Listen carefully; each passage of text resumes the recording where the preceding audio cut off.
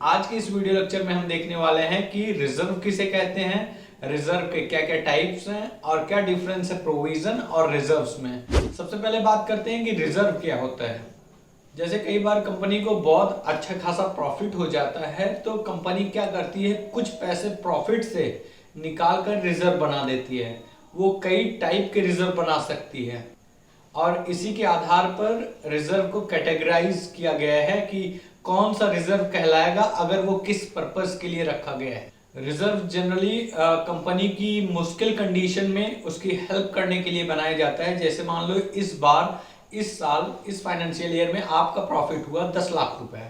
आप एक medium scale के बिजनेसमैन हो, आपका 10 लाख का प्रॉफिट हो चुका है, तो आप क्या करोगे, उसमें से कुछ एक अमाउंट 1-2 लाख रुपए आप रिजर्व कर दोगे साइड में। और वो कब काम आएगा, जब आपकी कंपनी प्रॉफिट नहीं कर पाएगी, तब ऐसी सिचुएशन में आपकी कंपनी को स्टेबल करने के लिए वो रिजर्व काम आएगा। तो अब जानते हैं कि रिजर्व कितने टाइप्स के होते हैं। रिजर्व सिर्फ और सिर्फ 3 टाइप के होते हैं। पहला टाइप आता है जनरल रिजर्व।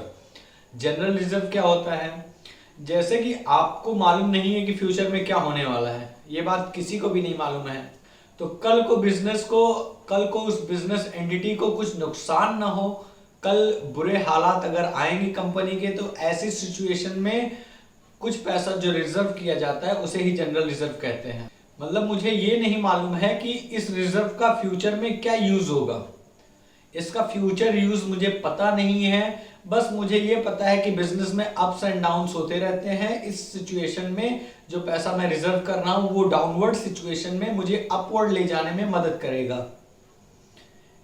इस रिजर्व को आप कहते हो जनरल रिजर्व। इसका दूसरा नाम रेवेन्यू रिजर्व भी है। इसके बाद दूसरे टाइप का रिजर्व आता है जिसे हम कहते हैं स्पेसिफिक रिजर्व।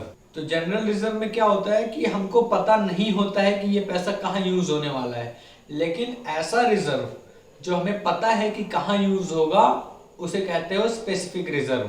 जैसे कि कोई रिजर्व आप बनाते हो कि एम्प्लॉयज बेनिफिट के लिए, तो ऐसा आपको पता है कि ये कल को एम्प्लॉयज के ही बेनिफिट में इस्तेमाल होने वाला है, तब ये स्पेसिफिक रिजर्व है। अगर नहीं पता होता कि कहाँ यूज होगा तब जनरल रिजर्व होता। और तीसरा रिजर्व जो आता है उसे हम कहते हैं कैपिटल रिजर्व। नॉर्मल प्रॉफिट से जो आप बना रहे हो रिजर्व वो होता है स्पेसिफिक और जनरल रिजर्व। लेकिन अगर आपको कैपिटल प्रॉफिट हुआ है और उससे आप बना रहे हो रिजर्व तो वो कहलाएगा कैपिटल रिजर्व। आसान है। फिर से एक बार देखते हैं कि मेरी कंपनी में जो मैं बिजनेस करता हूं उससे मुझे जो प्रॉफिट आया, उस प्रॉफिट से मैं अगर कोई रिजर्व बना रहा हूं जो कि मुझे पता नहीं है कि कहां यूज होगा, तो इसको कहोगे जनरल रिजर्व। और अगर उसी प्रॉफिट से normal day to day operation से जो प्रॉफिट निकल कर आता है, उस प्रॉफिट से मैं कोई रिजर्व बना रहा हूं जो कि मुझे मालूम है कि कहां पर ये यूटिलाइज होगा फ्यूचर में, तो उसे आप कहोगे स्पेसिफिक रिजर्व।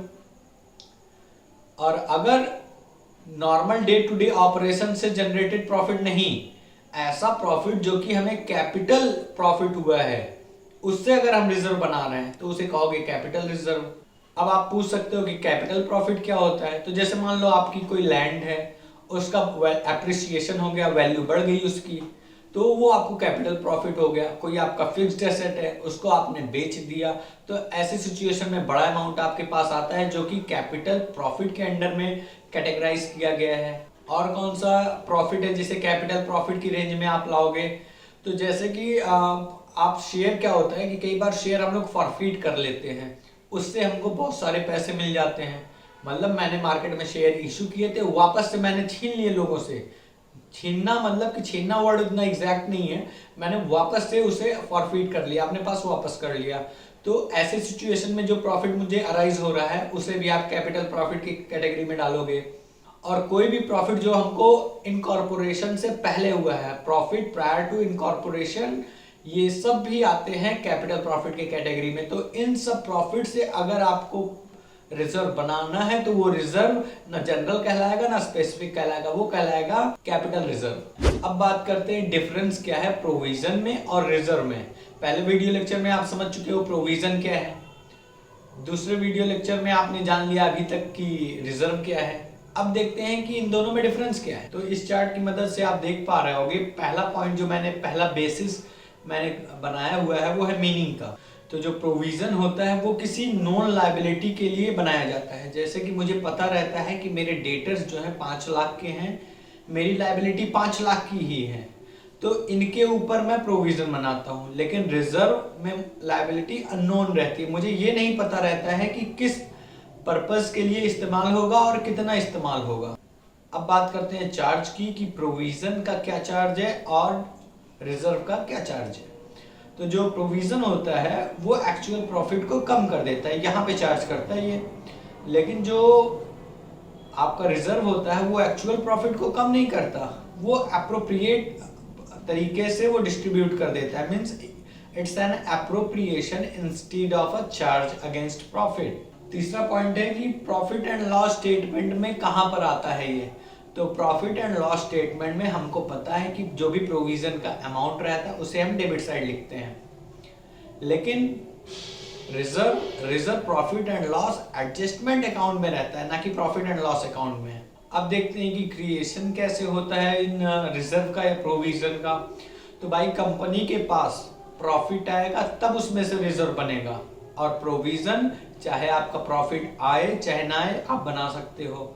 तो मतलब समझ रहे हो, प्रॉफिट रहेगा तो ही रिजर्व बनेगा, लेकिन अगर प्रॉफिट नहीं रहेगा तो भी प्रोविजन बन सकता है। और कहां पर इन्वेस्ट कर सकते हो आप प्रोविजन को। तो प्रोविजन जो है उसको आप फर्म के बाहर इन्वेस्ट नहीं कर सकते, लेकिन अगर आपने रिजर्व बनाया हुआ है तो उसे आप कल को इन्वेस्टमेंट में भी, इन्वेस्टमेंट एक्टिविटीज में भी यूज कर सकते हो। जो प्रोविजन होता है वो बनाना एक कानूनी नियम है, मतलब वो नियम है। लेकिन अगर आप रिजर्व बना रहे हो तो रिजर्व बनाना कोई भी नियम नहीं है।